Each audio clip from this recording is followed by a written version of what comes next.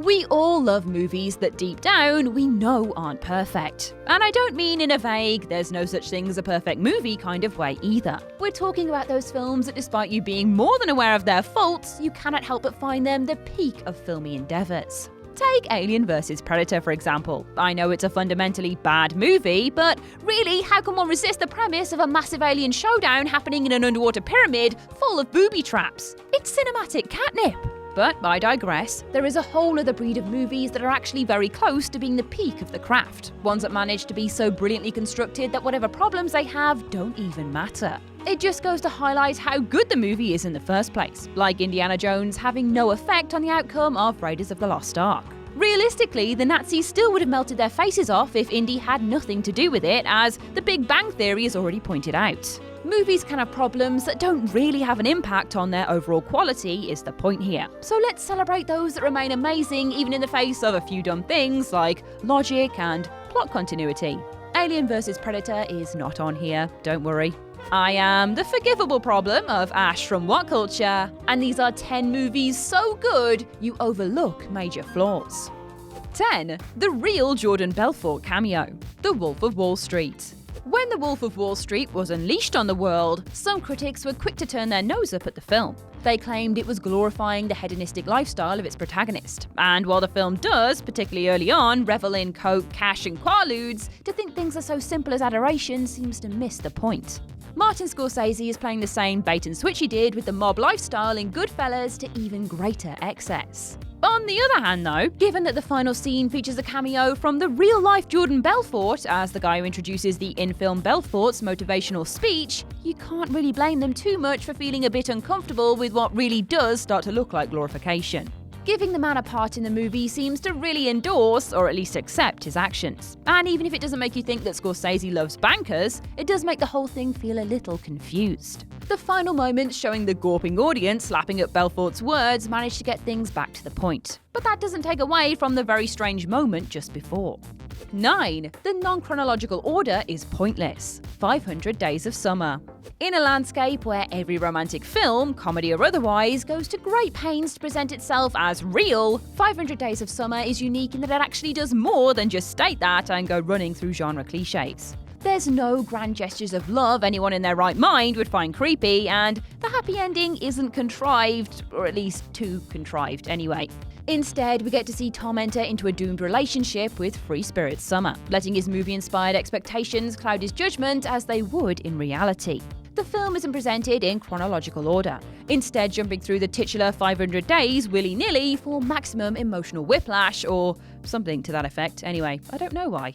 This opens the door for some more surreal sequences, like the post-coitus musical number and the expectations versus reality heartbreaker. But it is in itself rather inessential to the film. It allows director Mark Webb to draw immediate parallels between the couple when Tom is deeply in love and when he's in the breakup stage, but that's the sort of thing even an unobservant viewer would pick up easily on a rewatch. It doesn't matter too much as the film succeeds so much in its story about love, yet not a love story conceit, but does add another layer of kook to an already borderline twee movie. 8. Brad Pitt's scene destroys the realism. 12 Years a Slave. Steve McQueen's Oscar winner serves as a who's who of great character actors. Michael Fassbender, Chiwetel Ejiofor, and Lupita Nyong'o may have gotten awards recognition for their performances. But the whole cast, with Benedict Cumberbatch, Paul Dano, and Paul Giamatti each going all in as slavers, was performed pretty damn well. That is all aside from Brad Pitt as plot pivotal character Samuel Bass, whose scene sticks out like a sore thumb. Maybe it's because the film's producer is playing the one out-and-out good white guy. Or maybe it's that Bass hews too close to Pitt himself. But this is the one place where the casting of a well-known face feels like a mistake. 12 Years a Slave is built on a feeling of being real, with its brutality helping make it a hit. Thankfully, the rest of the movie was competent enough at that to ensure the one point where it lets up doesn't have a negative impact. 7. Alternate realities invalidate COLTER'S arc. Source Code. Source Code is the whip-fast sci-fi thriller from Duncan Jones that showed Zowie Bowie wasn't a one-trick pony. The basic concept, Jake Gyllenhaal keeps reliving the same 8 minutes over and over in a bid to find out who bombed a rush-hour train, is a solid one, and the film has endless fun exploring the various possibilities the Quantum Leap setup offers. As things go on, perceptions begin to skew, with Gyllenhaal's Coulter Stevens learning he's in a comatose state and is being kept alive to serve as a lab rat. After he succeeds in his mission, Coulter takes one final trip to the titular program in an attempt to give himself a final happy moment before his life support is shut off. He manages to stop the bombing, speak to his father, and because this is Hollywood, get the girl, all before the 8-minute simulation ends. But then, it continues. In a sudden twist, it is revealed that the source code is actually creating an alternate universe each time, something which Coulter himself had apparently already figured out. The twist is pretty cool and doesn't really hurt the film's sci-fi logic, I guess, but it does mess with Coulter's character, giving his quest for freedom through death an overly saccharine conclusion. Also, he's just stolen someone's body and seduced a woman through lies, really, so I guess he is actually a massive asshole at the very least. 6. It destroys the logic of the first film. Terminator 2: Judgment Day. The general rule of a good sequel is that it takes what worked from the original, but presents it in a new form, providing something related but still rather fresh. Terminator 2: Judgment Day certainly does just that, using the same basic idea as the first one but throwing in some key twists. And yet, in doing so, it also blows open the tight logic of the original, setting the series on the spiral towards narrative confusion that it has been on ever since. Really, the Terminator is at its heart a grandfather paradox. Skynet sends a robot back in time to kill Sarah Connor. Kyle Reese goes back, stops the robot, and impregnates Sarah, providing the whole reason for time traveling in the first place. It's a delightful time loop that makes one of the definitive action movies of the 80s all about love. Now, the sequel takes that plot, but uses a totally different form of time travel. Instead of everything being predetermined, the future can be changed, leading to a mid-film detour to actually avert the machine apocalypse. It's a great idea that provides an incredible plot force to the movie, but there's no escaping that it renders the ending of The Terminator a little weak in the process. 5. Overt symbolism. Gravity. 90 minutes of Sandra Bullock gasping for air doesn't sound like the most potent idea for a movie, but through the lens of Alfonso Cuarón, it becomes the closest a trip to the cinema has come to feeling like a day at Alton Towers. Gravity is the most rollercoaster movie ever made, using groundbreaking special effects and impressive, although if we're being honest, still not essential, 3D to create the dizzying sensation of space. Gravity is so competently made that all it needs is to throw you into the action and then just have some fun. For some reason, however, that is not the whole of it. Throughout the film, there's various moments of forced imagery that really should define a B-movie experience. The most obvious cases are when Bullock's Ryan Stone curls up in a ball after getting to the International Space Station, floating wires creating the image of a fetus, and the final scene which sees her emerge from the water and stumble to her feet, akin to life coming out of the primordial ooze. It's a running element that becomes painfully on the nose on a rewatch. There's countless references to world religion and other tidbits trying to point towards the universality of humanity. The point is nice, but it's not really relevant to the film. 4. The finale is another big CGI explosion. Captain America: The Winter Soldier. Captain America: The Winter Soldier is one of the standout entries in the Marvel Cinematic Universe. Committing fully to the conspiracy thriller idea that the casting of Robert Redford suggested, the film was a thoughtful and accidentally relevant piece that had a rather large impact on the series as a whole.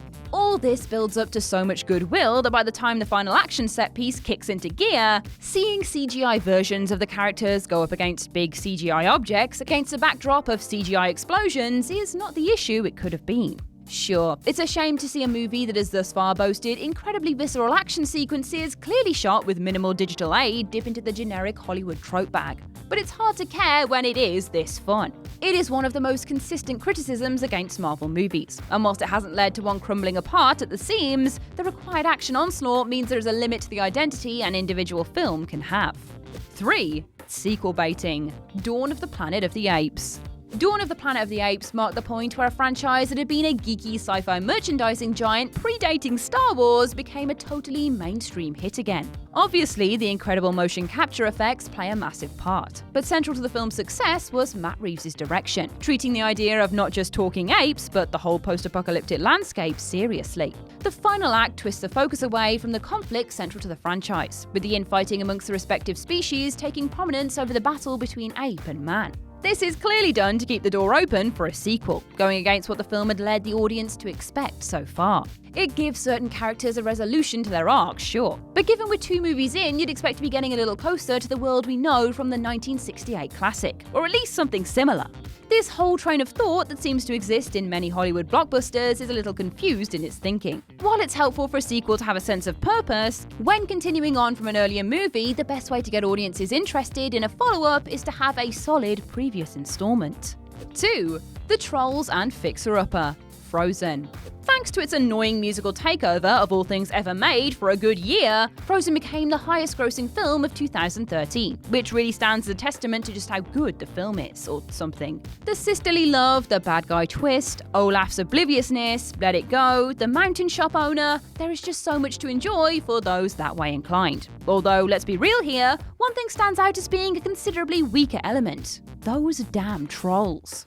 The trolls first pop up in the prologue, with their obscure, mysterious magic somehow healing Anna from Elsa's equally obscure, mysterious powers. But it's their later appearance that really drags. Fixer-Upper is one of the film's weaker songs, and its general goofiness goes against the earnest delivery of the rest of the movie. It's not even progressing the plot. It's not setting up a character like in Summer or presenting a big development like Let It Go. Instead, spelling out something that had previously been deftly built to.